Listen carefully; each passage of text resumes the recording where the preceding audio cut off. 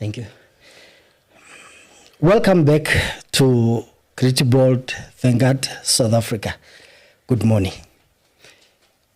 Once again, we are back with Mr. Gumbi, and we want to say we are also grateful for him again to be back in the studio. Look, there's a lot of things that we talked about with Mr. Gumbi. Before I welcome him, I know that we have a lot of questions, a lot of clarifications that we need to do with regards to the cases. But today, we're talking about him. And when I'm talking about him, I want to get deeper and understanding of who he is, what he has done. He's claimed to be in government working for the government for a long time, you know. And one of the reasons why I feel that it is important for us to understand what he's talking about in terms of the work is also for us to understand who he is, what he's went through, what he's experienced, both in the field and through our government. So before I go any further and get to my questions, let me welcome him back. Ndata Gumbi. Yes, sir. Good morning. Good morning, ladies and gentlemen, viewers. How are you, I'm fine. How are you doing? That's good to see you. Thank you. Are you okay? I'm okay. I'm fine. I think I'm getting used to facing the society now. Yeah, it's getting more interesting to interact with the people. I love that. I love that. Yeah. I love that. For me, it's actually important to know if you're okay. I think you've noticed that I keep asking you, are you okay? It's because typically your work requires me to check if everything is still, smoothly. Are you okay?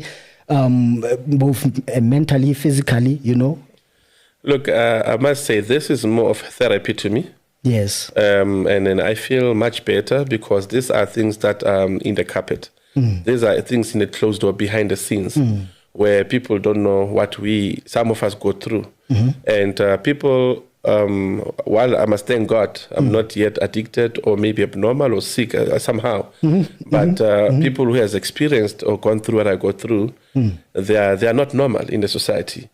So for me, this is more of healing and people to know who are you, because in this whole history, this whole thing has given people, because people never knew my background, my job, what was I doing. Others will say one is a crook, one is a quere, one is this and that.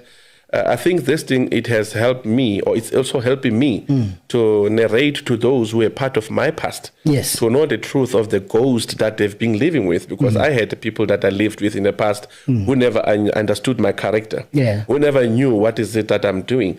And some of them would even come with allegations that I never knew anything about.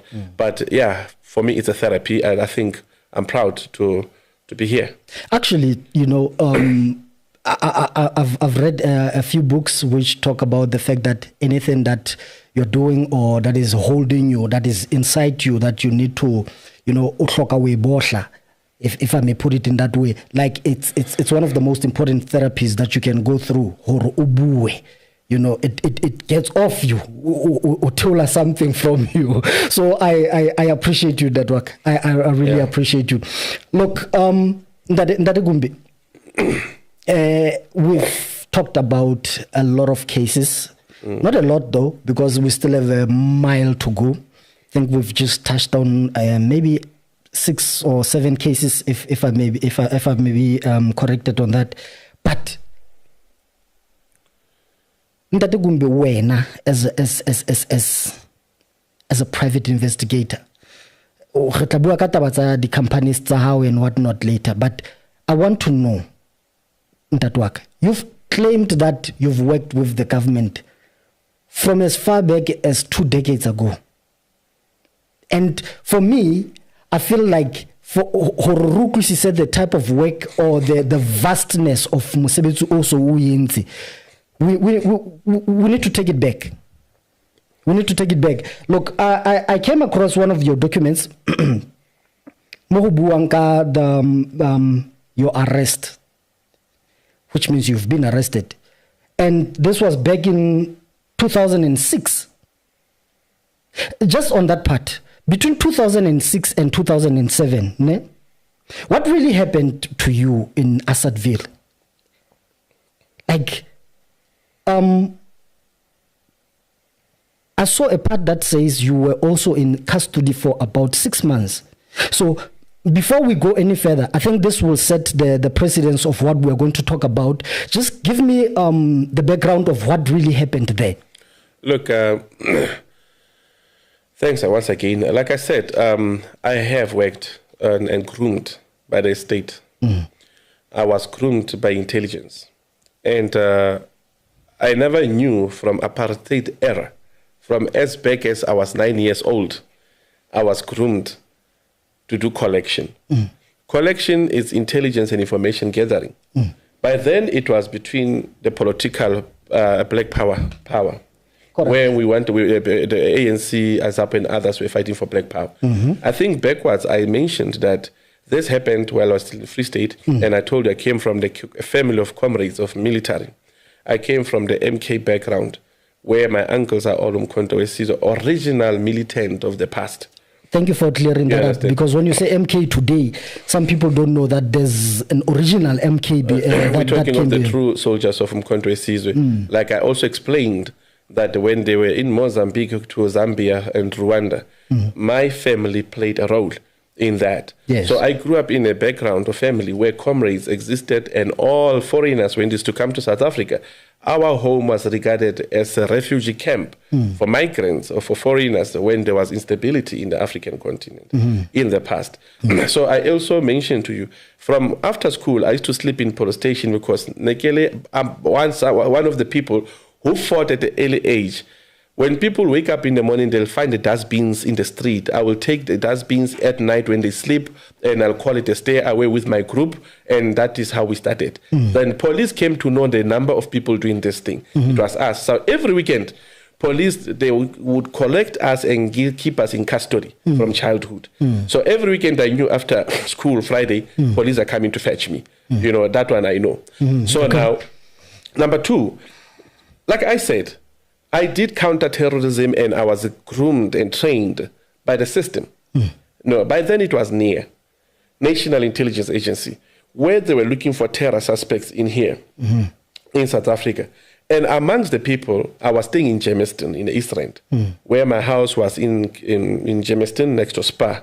There were the Spa where there used to be old Home Affairs in Germiston. Okay. So now there, it's then when the state by then requested that I assist them to recruit some agents or undercovers to infiltrate against counterterrorism in South Africa. Right.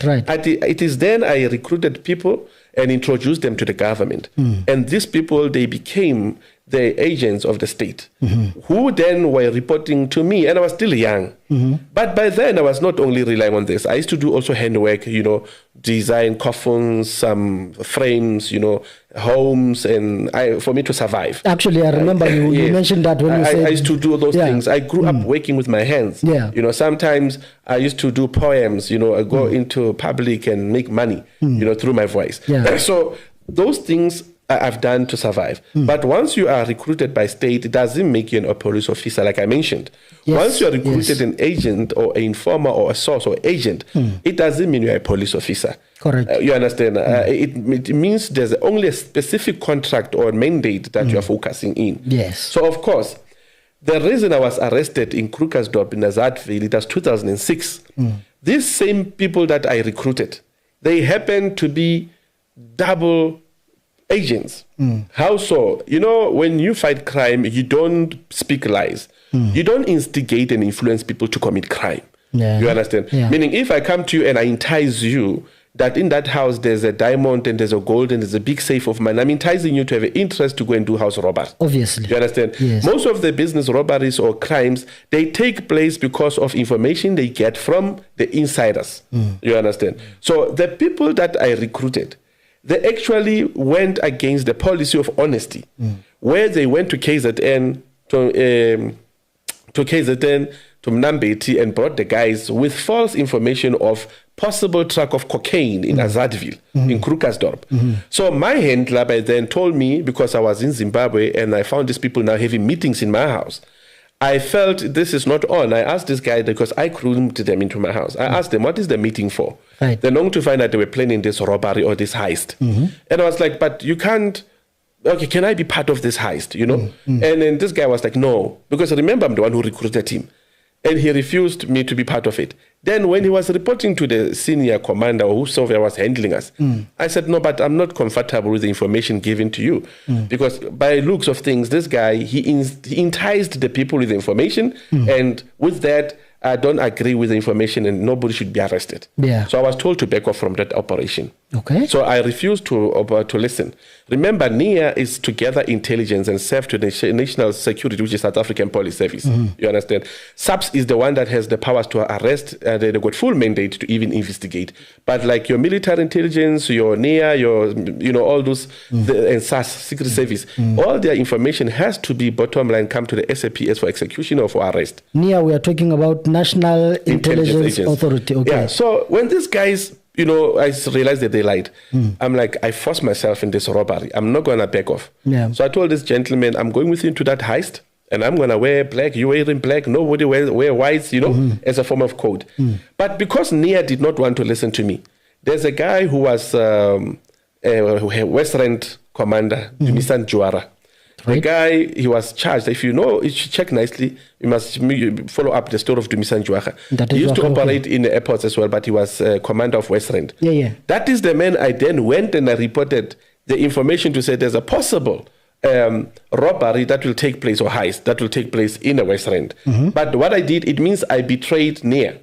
Because Nia refused to listen to me when I say my guy was fabricating the case and he's the one who enticed the thing, what do you call it, the robbery or the heist. Right. So lucky enough, SAPS, Dumisani Juara was from the SAPS, and then those guys from KZN, I felt sorry for them. They're going to be arrested for something that they were invited to by the state or by the agent of the state. Right. So I betrayed Nia. You understand? That's where my relationship with Nia became sour. I felt, nope, I'm not going to cooperate. What I did, I went into the heist. Because now you have enticed those people and they are doing this because of you. So you can't say those people were planning robbery. Then if it wasn't of you telling them, they were not going to come to the crime scene. Yeah. They were not going to know the place. So I cannot come and entice you. The next thing I say, you started. You know, I went against that. So I was like, Tunia, no, but that's not on. So it is then Dumisani Juara understood my side. Organized crime gave me backup. And then we went into that operation. When we got there, all of us were fully, intercepted. But of course, there was a section 252A, whereby we were authorized to be in that operation. Both me and the guy, I want not to. So it is where I made my relationship bitter with Nia. Why so? Because you remember with Nia, I mentioned that I intercepted the counter-terrorist suspects in Cape Town in Mayfair. I worked against the groups that they claimed or they declared that they were Muslims, but I knew they were from Mossad. They were from Israel. These guys, they came in different things as missionaries down here. So because I helped government to do the right things, I failed to understand why wouldn't Nia trust my intelligence when I told them this was orchestrated. And this is not something that you can use to entice and arrest people unlawfully. So yes, I was in Roodepoort for 6 months. So that means to a certain point, if you are an investigator or you are someone they got to do a certain work, to a certain point they need to give you a leeway of trust because they now know what you are capable of. What I'm capable of. Look, loyalty is very important. Yeah. You know, of course, somebody that is very close to you can always betray you. But what you do, there are people whom, when they speak, you can tell this person, a guy in the story is not coming up with stories. Yeah. You know, and West Part, I'm like more their commander. I'm the one who recruited them. You understand? I recruited this undercover as an agent for the state.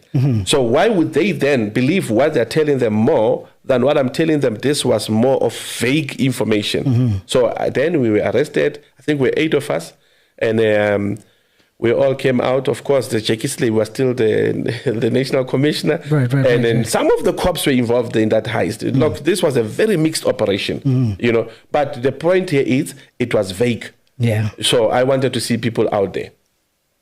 So you were arrested for 6 months. Well, I enjoyed it. I was 6 months in custody in Krugersdorp. And then, you know what, I learned to understand that, look, if you're not honest, people will always go unjustly into prison. That is crazy.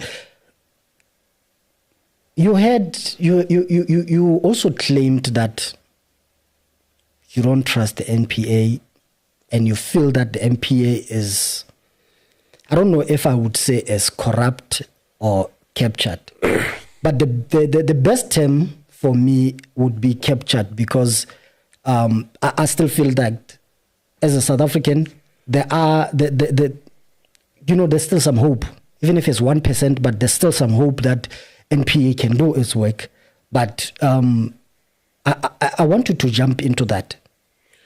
Look, I'm gonna be quick with you, my brother. For me,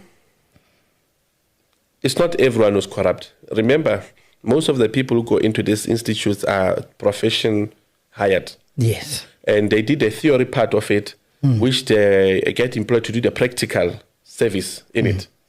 But most of them don't know the inside of how big bosses instruct them to cover their favors or their bag. I'll give you an example. I've done operation of cross-border to Zimbabwe. I had reported this to my handler, crime intelligence. When I told them this thing, they knew that there were cars that were going to be crossing the border to Zimbabwe. And they were supposed to intercept these cars at Polokwane. They never helped me to intercept the cars. What I did, I managed to get to Beitbridge. Beitbridge, I found that I'm alone. Yet they authorized me to do an operation. From that operation, I personally drove back to Gauteng, reported to my handler, crime intelligence, the head office. And I told them, look, I'm in possession of this. The guys are arrested by the military. I still have the photos and the contact of the soldiers that helped me to close the border gate and intercept the syndicate. Right. You know, so my handlers and them, like I said in the past story, they never took that thing very serious. They told me to proceed with the exhibit to my house. Who can stay with a brand new vehicle, my brother, with no papers? I mean, with just permits, brand new Honda CRV. It was the top of the range, 2007. I took that car, it was in my possession. When the car was in my possession, it stayed for 3 weeks where crime intelligence failed to collect the car. I've got a chick now, I meet a girlfriend. The girlfriend asked me for a lift. I'm living with the white people. White people are my neighbors. I take this car, I drive this beautiful chick of mine to a Free State to charm the in-laws anyway.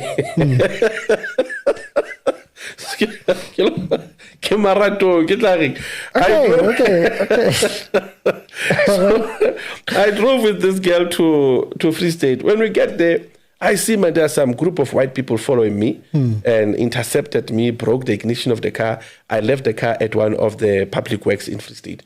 When I left the car there, I couldn't start the car because those white people took everything, all of my electronics.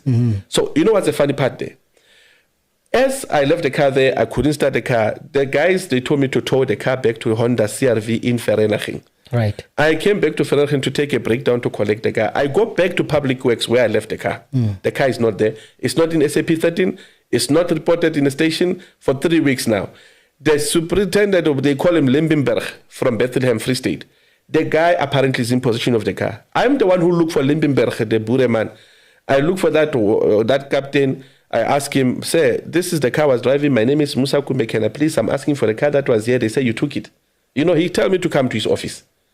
When I get to his office, that white man slapped me. I slap him back.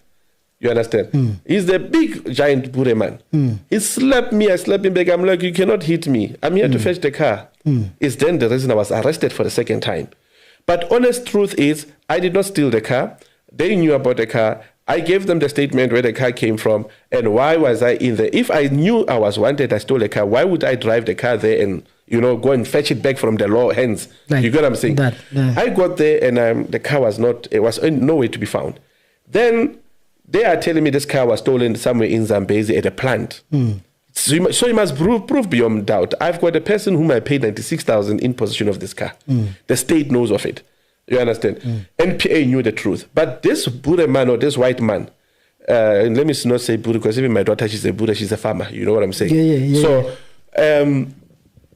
this white guy, because he slapped me, he say, ons gaan jou face just nog by die Vrystaat. Ons gaan jou kak face, Like you speak in Afrikaans, what lompons, Kimo Free State, they're going to teach me a lesson. I'm like, yeah, man, ek is nie bang, ek is van die Vrystaat af, ek is van Kroonstad af. Ek kan Afrikaans praat. Afspreek like Afrikaans, niet die vleitaal nie. You see? So the guy was like shocked, and he was like, look, you are going to stay here. I stayed in there. But what I was not happy with, I stayed 2 years in custody. while my handlers knew about this car, while they knew they gave me authority to go and operate, but 6 months down the line when I was in custody after I paid the lawyers. Okay, while you are there, can we rewind back a bit? This is when you were arrested in Bloemfontein in Bethlehem. In Bethlehem. Yeah, I think. So this is now what you're doing is explaining the role of what the entire arrest of what happened. The Bloemfontein one. Yes. Yeah, it's and you were there for the last document here. Yes. Yeah. Yes. Yeah, that's the one. This is where I was arrested. And you were in custody. Not arrested. In custody. I was arrested. I think the terms are a problem, because sometimes when you say you are arrested, it means now we're going to talk about you having a criminal record. No, listen here. I was arrested and in custody, and I was also charged. I was judged. I was prosecuted. You were convicted. I was convicted guilty driving a car without the owner's consent. Right. So driving a car without the owner's consent, who's the owner? Mm-hmm. You understand? Yeah. So I found myself in custody for such, and I went to claim to be the owner. Of course, if they say owner is Zambezi, it's the fault of crime intelligence to fail to intercept, because 8 more cars crossed the border. Mm-hmm. I only came back with one. Mm-hmm. Out of the 9 vehicles that were facing the border gate that they were supposed to intercept, they allowed 8 to cross. I came back with one, because I felt I'm not going to cross the border with that car. Mm-hmm. You understand? Mm-hmm. I drove it back. So here, crime intelligence compromised me. You understand? Because they lacked flexibility and accountability. So I came out, was convicted 5 years with a fine, and then I can tell you now, I came free out of it. So the case number 2 that makes me upset is where, I don't know if I'm answering you, what happened. You're answering me. It's just that my mind is crazy. Like my mind is somewhere else. Whereas, as you are explaining, as an individual, as a young man, I have watched series, movies and whatnot where the government have, or the FBI they had assets like you, and they compromised them. Not only you become compromised, even your family become compromised. So my mind is just going crazy, because I feel like I need to get to a part where I ask you, where was your family at that time? Were you married? Did you have children? Look, I've got kids, but I lost my relationship with kids at a young age. And I can tell you, one of the child was killed in Germiston. The Chinese woman I had also, she was killed. But, when you grow up with that, of course, you become very...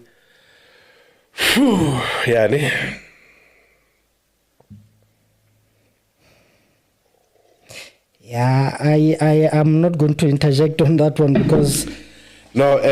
When I saw the paper, I'm like, as one of the persons who still is hating from losing a child, I have personal experience in that, and it hurts.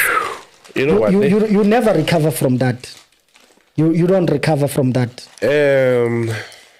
Why would I forgive these guys? When I talk about that, I become very angry, because it's experience. Okay, pass it.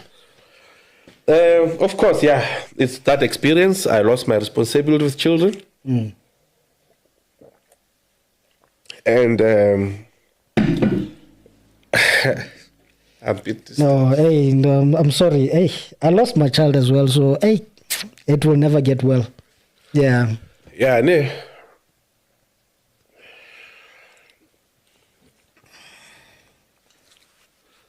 Phew. I didn't think I'd touch that part. Is it possible that we can jump that part? Otherwise we can't, because I don't have questions on that. I never prepared for that. It's a bit heavy for me. Okay. All right, Ndaramusa. Dear God, Ndaramusa, look. I heard you at one point. You were talking about Ubab Shibiri and Ubab Mudise. Yeah, bruh. You know what? It's okay.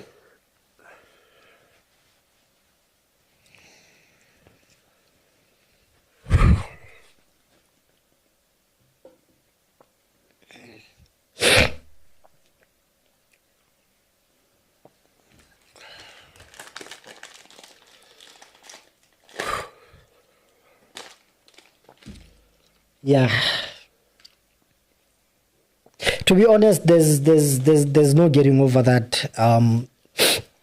I'm saying this from a personal experience. I didn't prepare any questions on that. I didn't prepare any questions on that. It came across me, and to me, already this interview was just too emotional. Where you have a child who was killed. All right, my child was sick, so maybe it's understandable. But where you have a child who was killed and a wife who was killed, it just became too much for me. Okay. You know what? Shibiri and them. Let's try that. Yeah. I followed a track. Well, there's a guy, his name is Moyo. This guy, basically, he asked me for a lift to Libombo Border Gate. Yeah. When he asked me for a lift to Libombo Border Gate, I was driving a Peugeot 407. And then when we got into the lift, we got to Springs. We come to Social Garage, we come across the guys in a Quantum with AK-47s. All these guys are wearing in black. And where are we going? They took all our phones. We drove to the border. When you drive to the border, that is Libombo border gate. We get flying squad, I remember. But there was another jet, a white one, and another Polo, the blue one, that came following this Quantum. I was driving Peugeot, but all our phones are taken now. Yeah. It is then where I monitored a container that was driven to Malelane. Yeah. So when we were at Malelane, I phoned General Sitola to assist me to intercept the truck. These guys were going to hijack a cigarette truck. Yeah. It is where I said Colonel Niemann called me and said I must back off from the truck. This is the 60 million. No, it's another one which was intercepted in Malelane. Oh, this is a different one, besides the one that we were talking about for SARS. Yeah. Okay. So this one I followed, and it was intercepted in Malelane. Well, I called SARS to intercept the truck because I felt SAPS cannot do anything, and I was offered 250,000 to let the truck come to Joburg. Through, yeah. I phoned my handler. My handler by then was Lefatsi Mafokati. He's still a police member, and he's still available. Look, these are things that you couldn't speak out to their bosses because they are your handlers, like I mentioned. Yeah. So, unfortunately, our instruction was that I should be arrested there. Because I took their truck, I refused the 250,000 rands. Yeah. And then the truck was intercepted in Malelane. Right. So I came back to Johannesburg. My handler was Lefatsi reporting to Brigadier Ntuli. Brigadier Ntuli was the head of crime intelligence in Johannesburg. Yes. But before that, he was in head office. There's one guy, and I'll never forgive George. This white man, he told me straight he's going to kill me. And I'm still saying, even he's young like me. With him, I'm not scared of him. I'm being personal about it. I'm not scared of him. He threatened me because they were the handlers by then. Yeah. And then twice he set me up. So this George, when he set me up, he tells me, I gave Ntuli and Lefatsi the info, what happened in Malelane. Yeah. Yeah. So as I told him what happened in Malelane. Hold on, just a second there. As you are continuing with the story, can I just have 2 minutes? We'll focus on him. I just need 2 minutes just to get some water. Okay, please, can I also have some? So this guy called Lefatsi Mafokadi then was my handler. And then they knew of what happened that side, and they mobilized the team to go from Johannesburg to Malelane, to where the truck was intercepted of cigarette. So I came this side, and along the way, then I get a call from a guy by the name of Richard Moyo. He's from Zimbabwe. This guy was a teacher by profession, and this guy came to me and said, "Mr. Kumbe, be careful. There are people who want to kill you. We are offered money to kill you." And I said, "Richard, what do you mean?" He said to me, "They offered me this amount, which I doubled the amount. I gave him double the amount that he was offered. It was 150, I think. I made it 300 or 200, somewhere there."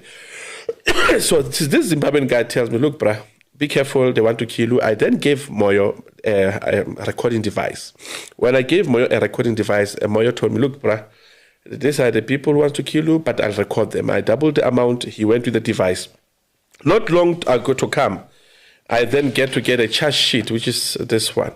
This charge sheet, I then get to pick up, I get to be followed by police who were after me for almost 6 months. Until this time, they arrested me 2014 on the 14th of March 2014. Then they arrested me on this thing here. Basically, it was not even arrest. What happened, my handler, command of the crime intelligence, called me to Southgate. When we got to Southgate, we knew that we were going to do an operation. In that operation, I was hoping that we're going to bust a lab with drugs and abalone. Only to realize that it's where they brought that beautiful girl who hugged me and gave me a hug, only to find that this lady, she was exposing that this is the target.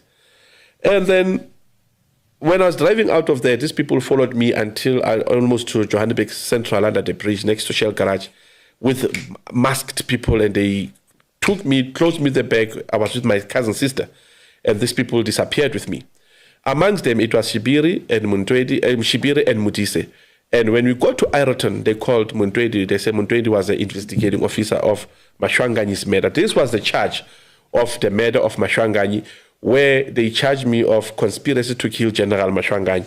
This was a Caesar document that they seized my car, my everything, and said I was behind the killing of General Mashwanganyi. I never knew General Mashwanganyi. I've never been to Hammanskraal. But they then got angry because I intercepted that truck of theirs. These people, they took me to Meldestreeft and Magaliesberg. When I got there, they locked me in. They tortured me. This was J88 of the time when these people attacked me and tortured me. They tied me up. They beat me up. They broke me. And because I'm in their custody, I had to call somebody to bring me food and money for them not to pick me up, as their plan was I should be killed from here. And that didn't happen. These are my medical report that proves that I went for x-rays. There's a bigger file than this. I was injured, I was hurt, so badly so. So all these things, I took them to NPA, registered the case with IPIT. IPIT investigated the matter, but IPIT failed me by not analyzing and doing cyber data analysis of the Section 205. Section 205 of the cell phones in communication, in WhatsApp, what they plotted. Then their statement were alike. So my handler, being Lefatsima Fokate, by then, he came into my rescue, gave a statement under oath. This was 2014, when 2014 June, when he gave a statement under oath that he was my handler. And then it's Lefatsima Fokate. I don't know if you can see him. Yeah, this is the guy. Yeah, that's the one. This is Lefatsima Fokate from the South African Police Service Crime Intelligence, who then came and gave a statement under oath that he was my handler. The person that they're associating me with as Piwe, whom they link with under the murder of Mashwanganyi, as Piwe Musibi, who was killed in prison in Groenpend, in Stoffbeck. That was a person who was giving me information about the explosives that were sold. You understand? So these people now, they decided they wanted to link me to the murder through this person because they claimed this Piwe was close to Musibi. Musibi, which is the crime intelligence officer that was working in the VAL, which even Musibi, as much as I worked with CI, I never knew. You understand? So on top of that, they went, this is my partner, business partner, Chen, who gave a statement under oath when this police came, to my shop and took everything and robbed my money in the name of only trying to link me to the murder of Mashwanganyi while they were fighting for the cigarette that I intercepted. Yeah, that's the one. That's the one, yes. This was the cigarette they were fighting for, and they are now using Mashwanganyi's case to score the battle of, or to score the fight of Malelani cigarette. Yeah. Now, this is the statement of Moyo. This is a statement of Moyo, the guy who was hired to kill me. The guy I gave the device to go and record under oath. Yeah. This is a statement commissioned. These documents are all in a docket. And this case, like I said, it was investigated by IPID. IPID gave me a closing letter here to say they cannot persecute the police anymore. Reason being because they want a witness that will be there when they were torturing me. I fought with NPA. I wrote to Batoi's office. I said, but it's very impossible. There are witnesses who gave the statements, and you people are saying I should go for Nale Prosecute, and I go to Gerinel, which is AfriForum. So NPA became biased in not allowing the witnesses to come to court, the people who gave the statement. And NPA refused to arrest and prosecute these people. And because they are police officers, it was Mudisa Shibiri, it was Muntwedi and his colleague, it was Makubo who tortured me, and I cannot hide that Makubo guy I think is a general now. You understand? These people, they tortured me and they beat me. I'm sick now. I'm critically ill now. I've got a broken reflex here because of their torture. You understand? So NPA still refused to prosecute these people. Lucky enough, I had to go back and I'm still going to review this docket. Right. Because I went to private prosecuting, which is Gerinel. When I got to Gerinel, I told him this was behind and the CPS network.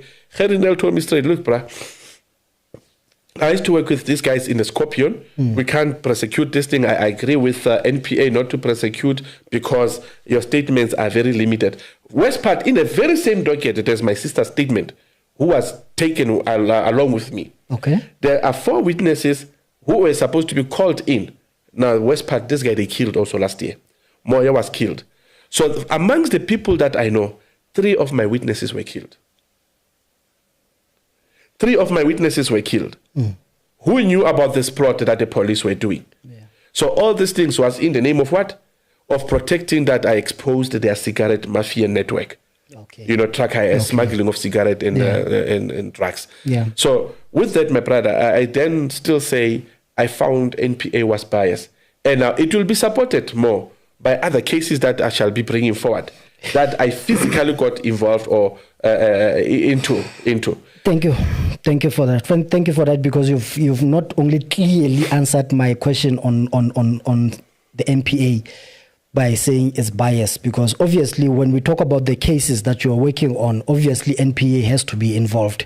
And now you as a person, you also have experience with regards to NPA. Ndaramusa, look, we will have a part 2 of this interview where we talk about you. But as for now, I feel like even myself, I'm not in the right position to continue. But we will prepare a part 2 of this because there's still a few things that we haven't touched on, which we had prepared. Now, I just want to jump on 2 questions, which will lead us to the closing. This was too early. 2006 to 2007, the Bloemfontein arrest, Bethlehem, and the Krugersdorp.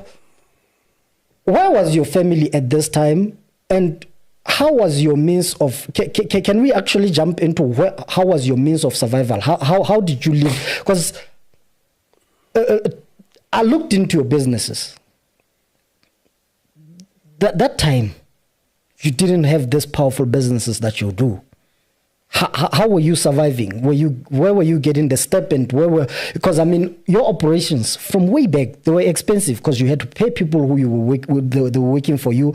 They were your teammates, you know, and under you, which you recruited. So just to understand, how were you making that happen financially?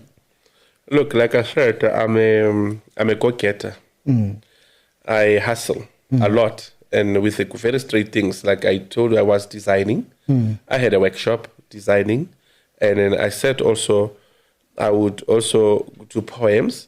And I told you also, I was doing cross-border as well. Cross-border, I used to export goods and groceries to neighboring countries. 2006 and 2007, I used to export lots of groceries to Zimbabwe because of instability or maybe financial crisis that were there. All right. So we would sell goods into Zimbabwe and come back into South Africa. Also, I had a couple of things I would sell, stock duvets, sell curtains. You know, I had people that I deployed all over around that would sell for me and bring the money. Even the very same boys that I recruited in my house, I gave them piece jobs to do. Okay. I mean, there were things that we'll do together, sell, bring profit, sit around the table for us to survive. And more than that, I mean, NIA was paying me. I'm not going to lie to you. NIA was giving me a good salary. Oh, there was a time they were paying you. They were paying me very well. Okay. NIA was paying. The only difference is jumping into CI, crime intelligence, where things were not okay. And also in NIA, I can tell you, like, I never had issues. Right. In terms of finances. Right. So you wouldn't tell people where you get the money from. Yeah. You don't disclose such. Yes. People must see you as a garden boy. People must see you as a waiter or whatever it may be. Yeah, I mean, the type of the job, the job you are doing is that, yes. There's one part I don't want to miss out, my brother, yes. of Shane Robinson. There's a white guy in Vanderbilt Park, and actually he's from Vereeniging. Okay. Shane Robinson was my first handler in the Vaal region. Right. And this was the man who I trusted the most. When this same George said they wanted to kill me, he discovered the same Shane Robinson. He's a cousin to George. Okay. Then there was some guys that were wanted for truck hijacking, I think, in Alberton. Yes. These guys, they just used my name. They used my name and they got to set me up. Shane called me to assist him to intercept a very big drug syndicate. Shane Robinson. Shane Robinson. So when I helped this guy, we took 1 or 2, 3 big shots of cocaine or drug syndicates in the Vaal, But when it came to this last one of truck hijacking, I don't do truck hijackings, So it's surprisingly, he called me as if he needed help, only to find that he positioned me for George and the team and these guys who were looking for the suspects of a truck hijacking. Okay. They then lied that I was in Australia. I mobilized certain people to Australia. There were lots of allegations. These people, they wanted to get rid of me from the system, from the crime intelligence. So imagine the men that you trusted the most, that I worked with and I submitted so much of intelligence into their desk, still betrays you and want to get rid of you. This man is still alive? No, he's alive. He was my handler. He knows how I feel about him. These people are mentioning they are alive. All of them, they know how I feel about it. This is not a hiding platform. I speak what traumatized me. If they talk to their children about their legacy in the police, they tell the police how they were employed. Yeah. They tell their children how they are good as brigadiers and generals. Right. But they are forgetting that they are abusing other people's children. People like us are there for the sake and for the love of our country. Right. When you fight crime at that level, it means you are interested of the stability of the country. Correct. If I was doing it for myself, I don't think South Africa will be this peaceful till today. Certain things that are intercepted are things that could have destroyed this country or put it on its knees. And some of them we agreed not to talk about them here because they are too sensitive. Very sensitive. So in short, my family, I'm divided with them. There's a daughter I have also, it's 13 years I don't see now because the mother believed in this nonsense cops like Shibiri and them. And Mundwedi that I'm a killer, I'm a what. That woman, she hates me to passion till today. I don't interact with her because she went and peddling as well, telling people that I'm a murderer, I'm a killer. So imagine now it's 13 years, bruh. I don't see my daughter, my second daughter. Like, I can't meet her because she teamed up with the police who were against me. So I forgive her because she never knew. I mean, if people talk about you, you let go. In closing, what can you say? What is it that you want in closing? For now, let the law take its course. Justice. Meaning you are doing something about this whole situation. I'm on something, yeah. No, I'm on something. Justice. South Africa, with much respect, we thank you for your time. This is Creative Board, thank God. It was too much for me. We have to close it today. We will bring back part 2 of this. But Ndate Musa, thank you for your time. Thank you very much. I respect you, Ndate. All right. I respect you too much. And till next time, South Africa, we will get back to it and make sure that we try and get deeper into it. However, for today, it is goodbye. Thank you.